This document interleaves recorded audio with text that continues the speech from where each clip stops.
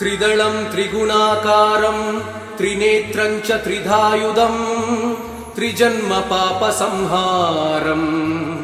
एकबिल्वं शिवार्पणम् त्रिशाकै बिल्वपत्रैश्च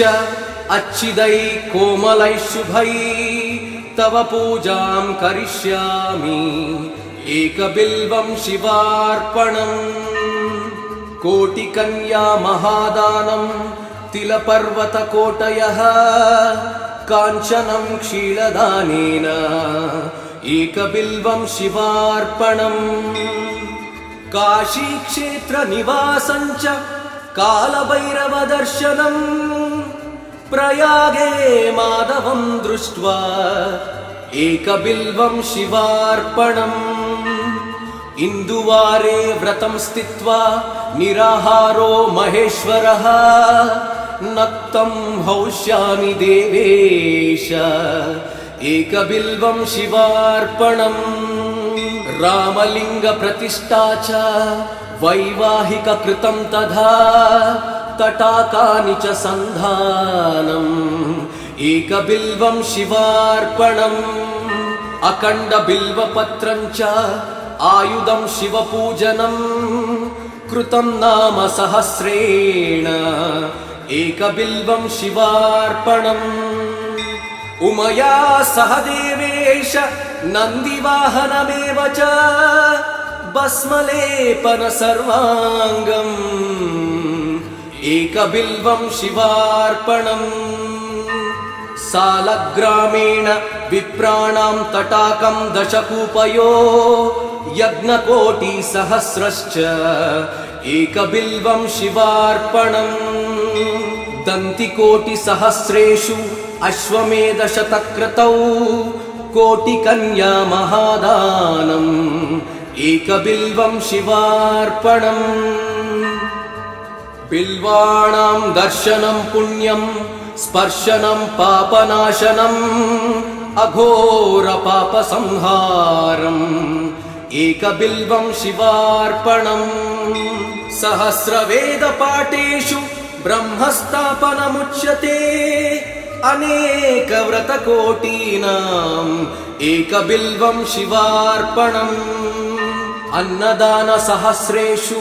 सहस्रोपनयनं तथा अनेकजन्मपापानि एकबिल्वं शिवार्पणम् बिल्वाष्टकमिदं पुण्यं यः पठेत् शिवसन्निधौ शिवलोकमवाप्नोति एकबिल्वं शिवार्पणम्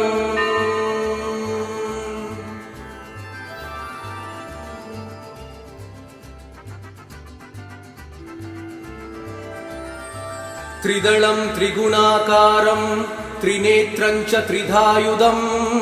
त्रिजन्म पापसंहारम् एकबिल्वं शिवार्पणम् त्रिशाकै बिल्वपत्रैश्च अच्छिदै कोमलै शुभै तव पूजां करिष्यामि एकबिल्वं शिवार्पणम् कोटिकन्या महादानं तिलपर्वतकोटयः काञ्चनं क्षीरदानेन एकबिल्वं शिवार्पणम् काशीक्षेत्रनिवासं च कालभैरवदर्शनम् प्रयागे माधवं दृष्ट्वा एकबिल्वं शिवार्पणम् इन्दुवारे व्रतं स्थित्वा निराहारो महेश्वरः नक्तं हौष्यामि देवेश एकबिल्वं शिवार्पणम् रामलिङ्गप्रतिष्ठा च वैवाहिककृतं तथा तटाकानि च सन्धानम् एकबिल्वं शिवार्पणम् अखण्डबिल्वपत्रं च आयुधं शिवपूजनम् कृतं नाम सहस्रेण एकबिल्वं शिवार्पणम् उमया सह देवेश नन्दिवाहनमेव च भस्मलेपन सर्वाङ्गम् एकबिल्वं शिवार्पणम् सालग्रामेण विप्राणां तटाकं दशकूपयो यज्ञकोटिसहस्रश्च एकबिल्वं शिवार्पणम् दन्तिकोटिसहस्रेषु अश्वमेधशतक्रतौ कोटिकन्या महादानम् एकबिल्वं शिवार्पणम् बिल्वाणां दर्शनं पुण्यं स्पर्शनं पापनाशनम् अघोरपापसंहारम् एकबिल्वं शिवार्पणम् सहस्रवेदपाठेषु ब्रह्मस्थापनमुच्यते अनेकव्रतकोटीनाम् एकबिल्वं शिवार्पणम् अन्नदानसहस्रेषु सहस्रोपनयनं तथा अनेकजन्मपापानि एकबिल्वं शिवार्पणम् बिल्वाष्टकमिदं पुण्यं यः पठेत् शिवसन्निधौ शिवलोकमवाप्नोति एकबिल्वं शिवार्पणम्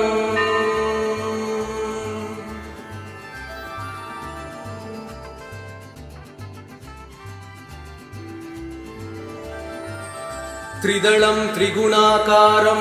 त्रिनेत्रं च त्रिधायुधं त्रिजन्मपापसंहारम् एकबिल्वं शिवार्पणम् त्रिशाकै बिल्वपत्रैश्च अच्छिदैः कोमलैः शुभैः तव पूजां करिष्यामि एकबिल्वं शिवार्पणम् कोटिकन्या महादानं तिलपर्वतकोटयः काञ्चनं क्षीरदानेन एकबिल्वं शिवार्पणम् काशीक्षेत्रनिवासं च कालभैरवदर्शनम् प्रयागे माधवं दृष्ट्वा एकबिल्वं शिवार्पणम् इन्दुवारे व्रतं स्थित्वा निराहारो महेश्वरः नक्तं हौष्यामि देवेश एकबिल्वं शिवार्पणम् रामलिङ्गप्रतिष्ठा च वैवाहिककृतं तथा तटाकानि च सन्धानम् एकबिल्वं शिवार्पणम् अखण्डबिल्वपत्रं च आयुधं शिवपूजनम् कृतं नाम सहस्रेण एकबिल्वं शिवार्पणम् उमया सह देवेश नन्दिवाहनमेव च भस्मलेपन सर्वाङ्गम् एकबिल्वं शिवार्पणम् सालग्रामेण विप्राणां तटाकं दशकूपयो यज्ञकोटिसहस्रश्च एकबिल्वं शिवार्पणम् दन्तिकोटिसहस्रेषु अश्वमेधशतक्रतौ कोटिकन्या महादानम् एकबिल्वं शिवार्पणम् बिल्वाणां दर्शनं पुण्यं स्पर्शनं पापनाशनम् अघोरपापसंहारम् एकबिल्वं शिवार्पणम् सहस्रवेदपाठेषु ब्रह्मस्थापनमुच्यते अनेकव्रतकोटीनाम् एकबिल्वं शिवार्पणम् अन्नदानसहस्रेषु सहस्रोपनयनं तथा अनेकजन्मपापानि एकबिल्वं शिवार्पणम्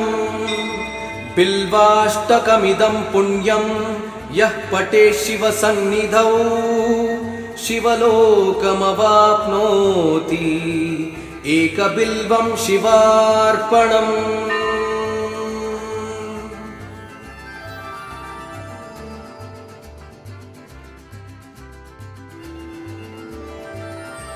त्रिदलं त्रिगुणाकारं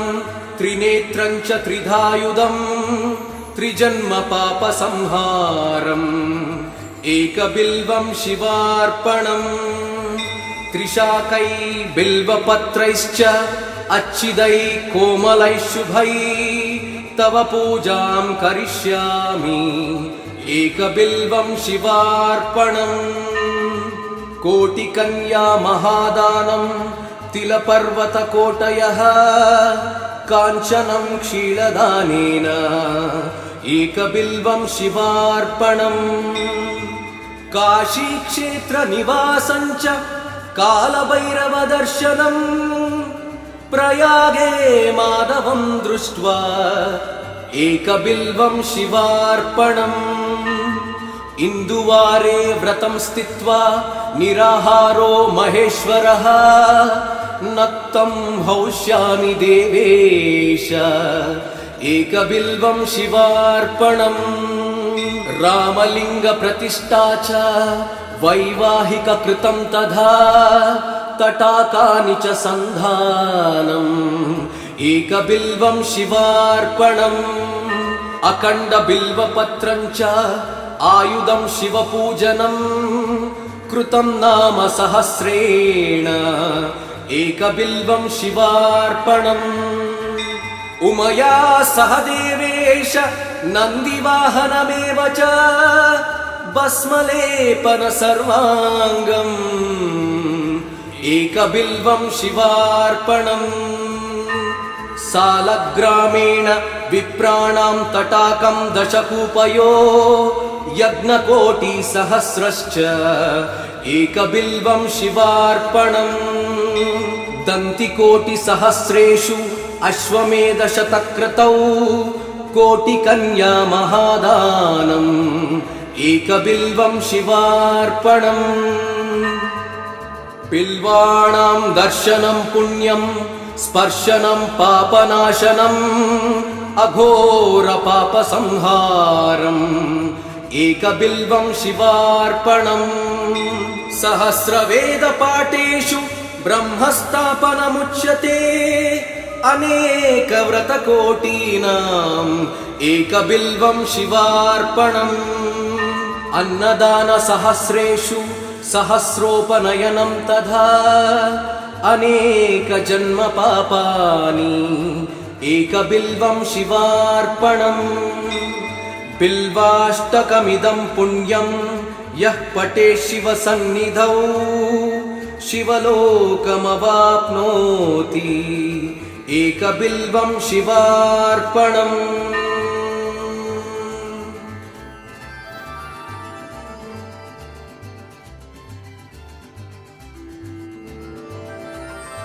त्रिदलं त्रिगुणाकारं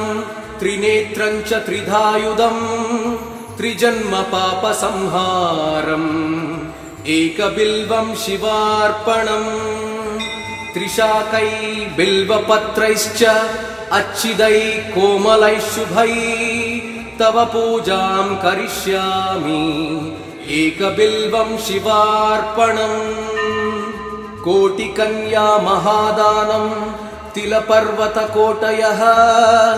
काञ्चनं क्षीरदानेन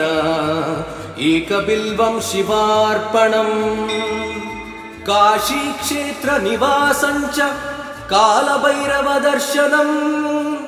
प्रयागे माधवं दृष्ट्वा एकबिल्वं शिवार्पणम् इन्दुवारे व्रतं स्थित्वा निराहारो महेश्वरः नक्तं हौष्यामि देवेश एकबिल्वं शिवार्पणम् रामलिङ्गप्रतिष्ठा च वैवाहिककृतं तथा तटाकानि च सन्धानम् एकबिल्वं शिवार्पणम् अखण्डबिल्वपत्रं च आयुधं शिवपूजनम् कृतं नाम सहस्रेण एकबिल्वं शिवार्पणम् उमया सह देवेश नन्दिवाहनमेव च भस्मलेपन सर्वाङ्गम्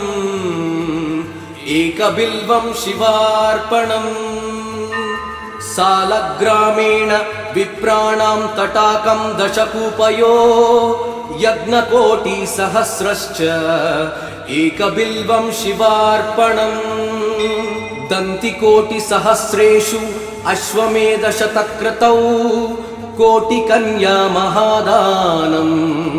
एकबिल्वं शिवार्पणम् बिल्वाणां दर्शनं पुण्यं स्पर्शनं पापनाशनम् अघोरपापसंहारम् एकबिल्वं शिवार्पणम् सहस्रवेदपाठेषु ब्रह्मस्थापनमुच्यते अनेकव्रतकोटीनाम् एकबिल्वं शिवार्पणम् अन्नदानसहस्रेषु सहस्रोपनयनं तथा अनेकजन्मपापानि एकबिल्वं शिवार्पणम् बिल्वाष्टकमिदं पुण्यं यः पठेत् शिवसन्निधौ शिवलोकमवाप्नोति एकबिल्वं शिवार्पणम्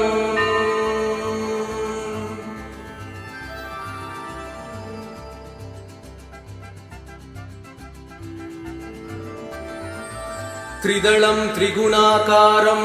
त्रिनेत्रं च त्रिधायुधं त्रिजन्मपापसंहारम् एकबिल्वं शिवार्पणम् त्रिशाकै बिल्वपत्रैश्च अच्छिदै कोमलै शुभै तव पूजां करिष्यामि एकबिल्वं शिवार्पणम् कोटिकन्या महादानं तिलपर्वतकोटयः काञ्चनं क्षीरदानेन एकबिल्वं शिवार्पणम् काशीक्षेत्रनिवासं च कालभैरवदर्शनम् प्रयागे माधवं दृष्ट्वा एकबिल्वं शिवार्पणम् इन्दुवारे व्रतं स्थित्वा निराहारो महेश्वरः नक्तं हौष्यामि देवेश एकबिल्वं शिवार्पणम् रामलिङ्गप्रतिष्ठा च वैवाहिककृतं तथा तटाकानि च सन्धानम् एकबिल्वं शिवार्पणम् अखण्डबिल्वपत्रं च आयुधं शिवपूजनं कृतं नाम सहस्रेण एकबिल्वं शिवार्पणम् उमया सह देवेश नन्दिवाहनमेव च भस्मलेपन सर्वाङ्गम् एकबिल्वं शिवार्पणम् सालग्रामेण विप्राणां तटाकं दशकूपयो यज्ञकोटिसहस्रश्च एकबिल्वं शिवार्पणम् दन्तिकोटिसहस्रेषु अश्वमेधशतक्रतौ कोटिकन्या महादानम् एकबिल्वं शिवार्पणम् बिल्वाणां दर्शनं पुण्यं स्पर्शनं पापनाशनम् अघोरपापसंहारम् एकबिल्वं शिवार्पणम् सहस्रवेदपाठेषु ब्रह्मस्थापनमुच्यते अनेकव्रतकोटीनाम् एकबिल्वं शिवार्पणम् अन्नदानसहस्रेषु सहस्रोपनयनं तथा अनेकजन्मपापानि एकबिल्वं शिवार्पणम् बिल्वाष्टकमिदं पुण्यं यः पठेत् शिवसन्निधौ शिवलोकमवाप्नोति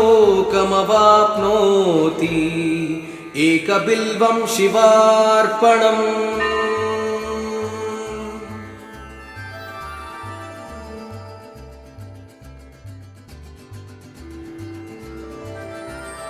त्रिदलं त्रिगुणाकारं त्रिनेत्रं च त्रिधायुधं त्रिजन्मपापसंहारम् एकबिल्वं शिवार्पणम् त्रिशाकै बिल्वपत्रैश्च अच्छिदै कोमलै शुभै तव पूजां करिष्यामि एकबिल्वं शिवार्पणम् कोटिकन्या महादानं तिलपर्वतकोटयः काञ्चनं क्षीरदानेन एकबिल्वं शिवार्पणम् काशीक्षेत्रनिवासं च कालभैरवदर्शनम् प्रयागे माधवं दृष्ट्वा एकबिल्वं शिवार्पणम् इन्दुवारे व्रतं स्थित्वा निराहारो महेश्वरः नक्तं हौष्यामि देवेश एकबिल्वं शिवार्पणम् रामलिङ्गप्रतिष्ठा च वैवाहिककृतं तथा तटाकानि च सन्धानम् एकबिल्वं शिवार्पणम् अखण्डबिल्वपत्रं च आयुधं शिवपूजनं कृतं नाम सहस्रेण एकबिल्वं शिवार्पणम् उमया सह देवेश नन्दिवाहनमेव च भस्मलेपन सर्वाङ्गम् एकबिल्वं शिवार्पणम् सालग्रामेण विप्राणां तटाकं दशकूपयो यज्ञकोटिसहस्रश्च एकबिल्वं शिवार्पणम् दन्तिकोटिसहस्रेषु अश्वमेधशतक्रतौ कोटिकन्या महादानम् एकबिल्वं शिवार्पणम् बिल्वाणां दर्शनं पुण्यं स्पर्शनं पापनाशनम् अघोरपापसंहारम् एकबिल्वं शिवार्पणम् सहस्रवेदपाठेषु ब्रह्मस्थापनमुच्यते अनेकव्रतकोटीनाम् एकबिल्वं शिवार्पणम् अन्नदानसहस्रेषु सहस्रोपनयनं तथा अनेकजन्मपापानि एकबिल्वं शिवार्पणम् बिल्वाष्टकमिदं पुण्यं यः पठेत् शिवसन्निधौ शिवलोकमवाप्नोति एकबिल्वं शिवार्पणम्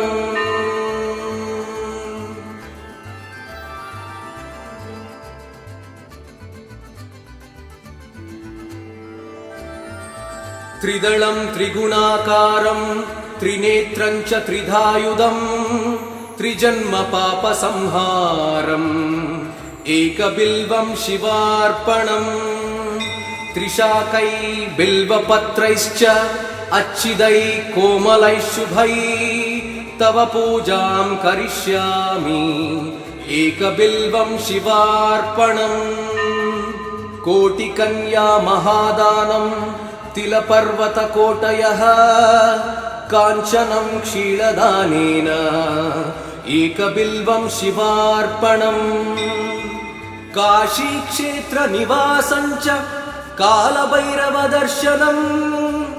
प्रयागे माधवं दृष्ट्वा एकबिल्वं शिवार्पणम् इन्दुवारे व्रतं स्थित्वा निराहारो महेश्वरः नक्तं हौष्यामि देवेश एकबिल्वं शिवार्पणम् रामलिङ्गप्रतिष्ठा च वैवाहिककृतं तथा तटाकानि च सन्धानम् एकबिल्वं शिवार्पणम् अखण्डबिल्वपत्रं च आयुधं शिवपूजनं कृतं नाम सहस्रेण एकबिल्वं शिवार्पणम् उमया सह देवेश नन्दिवाहनमेव च भस्मलेपन सर्वाङ्गम् एकबिल्वं शिवार्पणम् सालग्रामेण विप्राणां तटाकं दशकूपयो यज्ञकोटिसहस्रश्च एकबिल्वं शिवार्पणम् दन्तिकोटिसहस्रेषु अश्वमेधशतक्रतौ कोटिकन्या महादानम् एकबिल्वं शिवार्पणम् బిల్వాణాం దర్శనం పుణ్యం స్పర్శనం పాపనాశనం అఘోర పాప సంహారం ఏకబిల్వం శివార్పణం సహస్రవేద పాఠేషు బ్రహ్మస్థాపనముచ్యతే అనేక వ్రతకోటీనాం ఏకబిల్వం శివార్పణం అన్నదాన సహస్రేషు సహస్రోపనయనం తథా అనేక జన్మ పాపాని ఏకబిల్వం శివార్పణం బిల్వాష్టకమిదం పుణ్యం యః పఠే శివ సన్నిధౌ శివలోకమవాప్నోతి ఏకబిల్వం శివార్పణం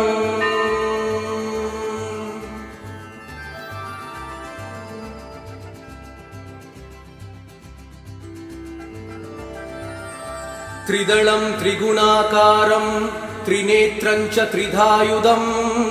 త్రిజన్మ పాప సంహారం ఏకబిల్వం శివార్పణం త్రిశాకై బిల్వపత్రైశ్చ అచ్చిదై కోమలై శుభై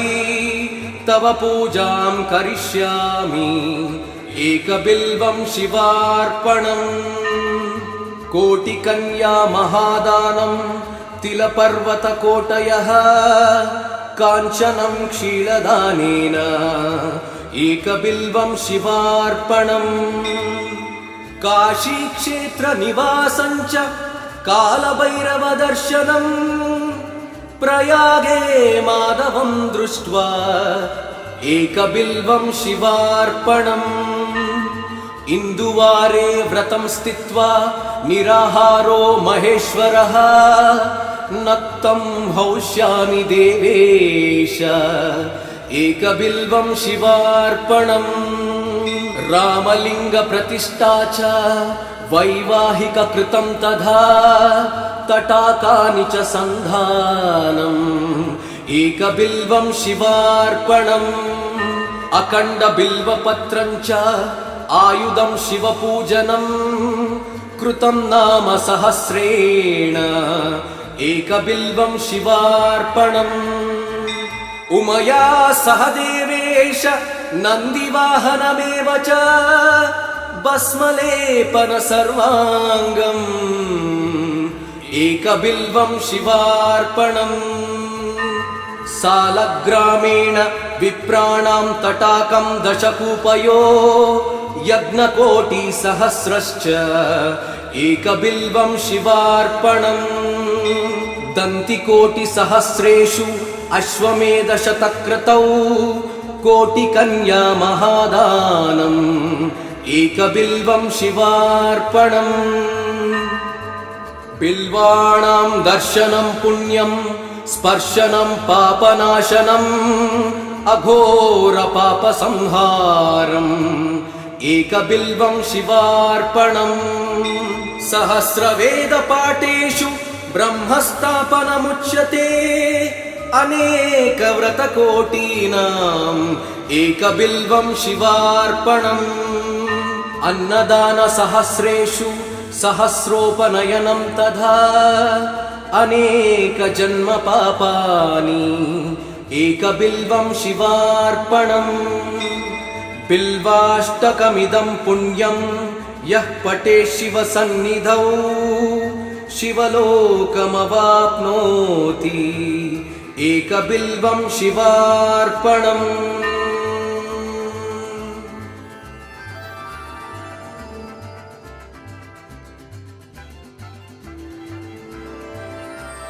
త్రిదళం త్రిగుణాకారం